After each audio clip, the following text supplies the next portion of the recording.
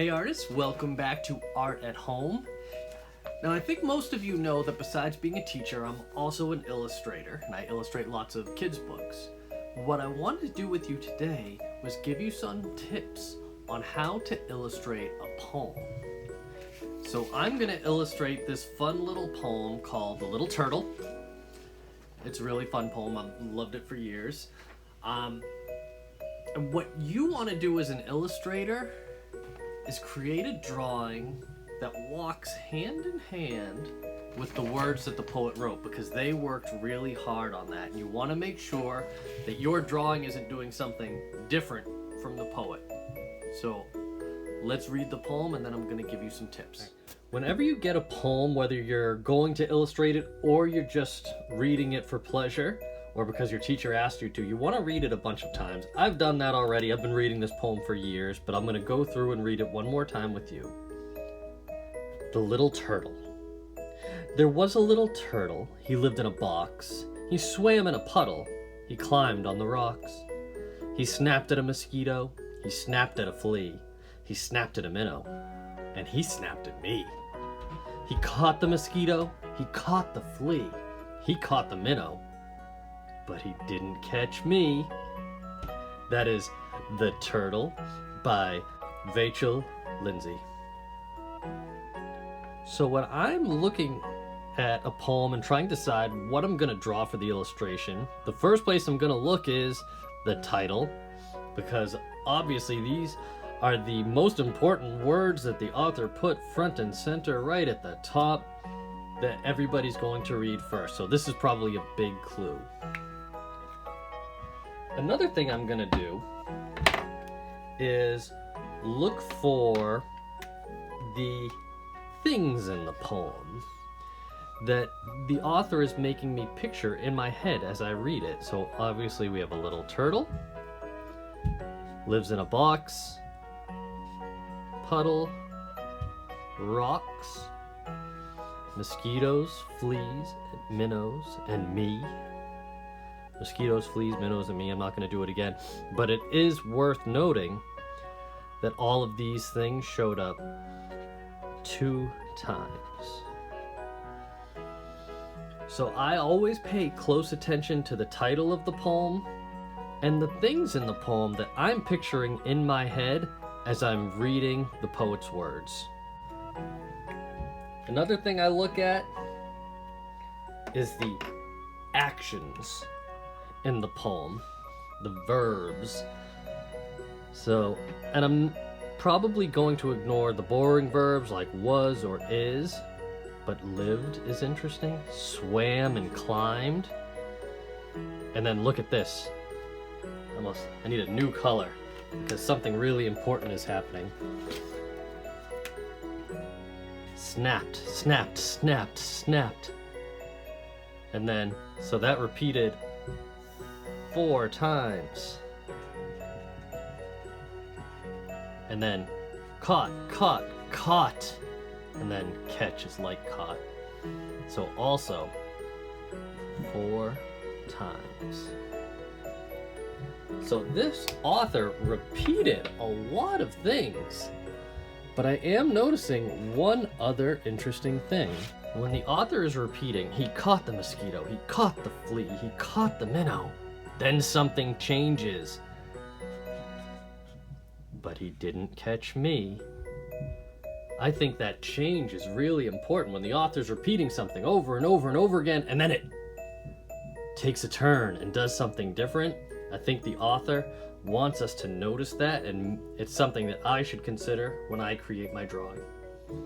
So now I'm going to do some sketching of ideas at the bottom of this page. And I always like to draw a box that represents my paper so I can really plan out where things are going to go. And I know I want the words of my poem are going to be up here. So this little box represents the words of the poem. And then I have all this space that I can use for my drawing. So let's try some things. So I keep thinking about, but he didn't catch me. And the turtle's the most important thing. So So maybe I'd have a turtle here. These are just sketches, they don't have to be good.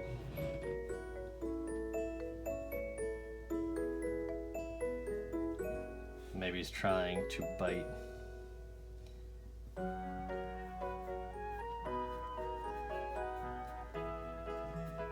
I always picture that it's a kid saying these words, so maybe this is a kid's hand here. Maybe the turtle's snapping at him. We saw that word snap repeat many times. So there's one idea. I could also take the approach and just do kind of a portrait of this turtle. So maybe I'll do a circle head with some eyes. Now he's not the friendliest turtle. So maybe I'll give him a little grumpy mouth.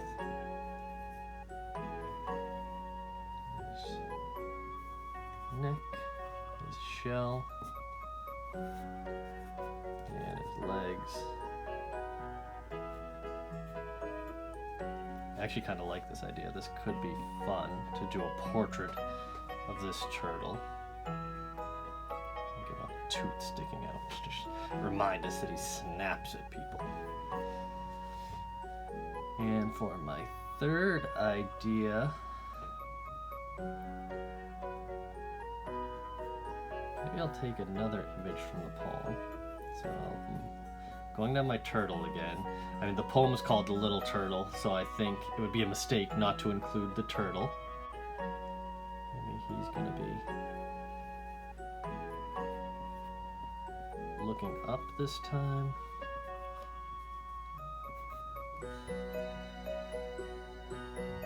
And maybe it's because that little mosquito is buzzing around. And he's getting ready to snap at that mosquito.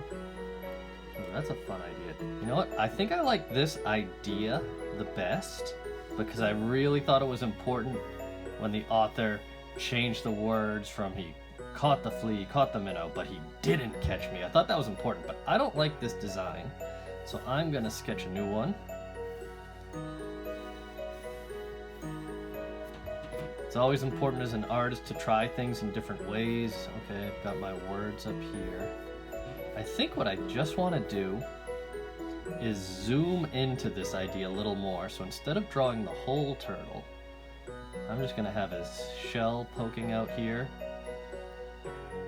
And so this way I'll get a closer view of my turtle.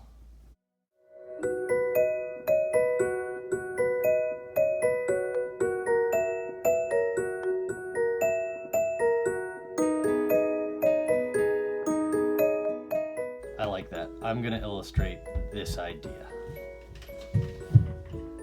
Now, one thing you want to think about is the tone of your poem before you start drawing. Is your poem sweet and serious and you want to have that kind of tone in your drawing? Or is your poem funny and silly and you want to have that kind of tone? And this poem is definitely funny and silly. So I'm going to do it like big and bold and cartoony with bright colors and big outlines. Little sketch next to me to help me plan.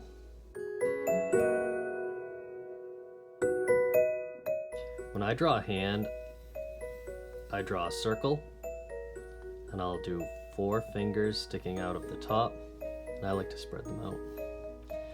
And then I do 1 thumb off of the side, and I do this, that little piece of the thumb. And that really is how I draw hands, even in all my books.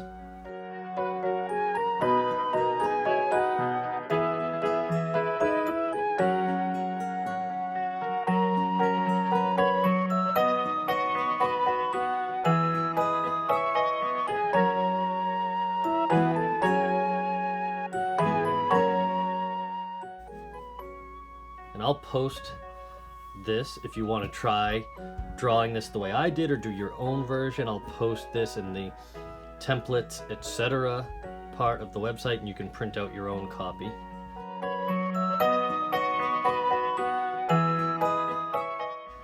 Leave the turtle like a big C-shaped mouth, like this. And I want to give him some crazy teeth.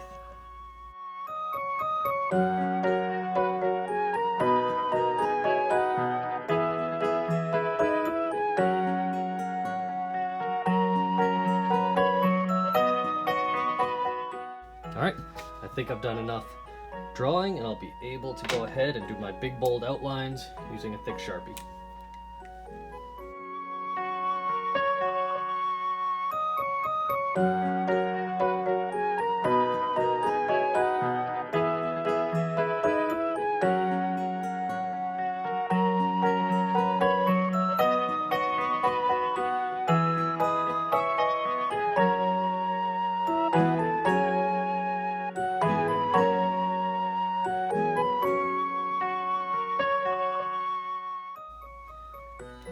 And I'm gonna make this a little extra ferocious and have some kind of drops of saliva just popping out of this turtle because he's snapping so hard. Alright, there's my drawing. That's actually a really fun, silly drawing. And I think it does look good in black and white, but I'm gonna go ahead and try to do some bright, bold colors in there too, just to see how it looks.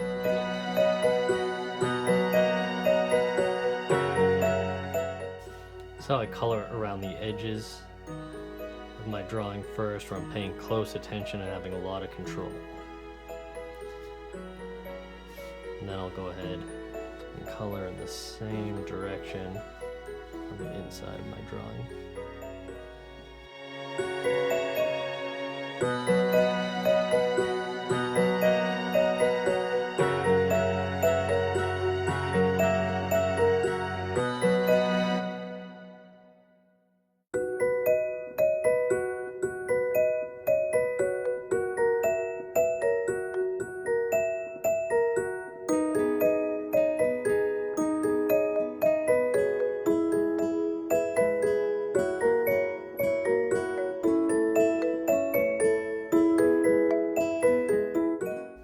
Alright, there I have my illustration for the little turtle, and I think that's a really fun one. I'm very happy with how this looks. So just keep in mind, when you're creating your illustration, you want it to walk in the same direction as your poem. You want it to help the poem along. And I looked to the title, I looked for things that repeated, I looked for things that didn't repeat, and I looked for the images that the poet was putting in my mind as I read their poem. These are things that can help you illustrate a poem. I hope you have fun. Please go ahead and take a picture of any illustrations you make and upload them to the website.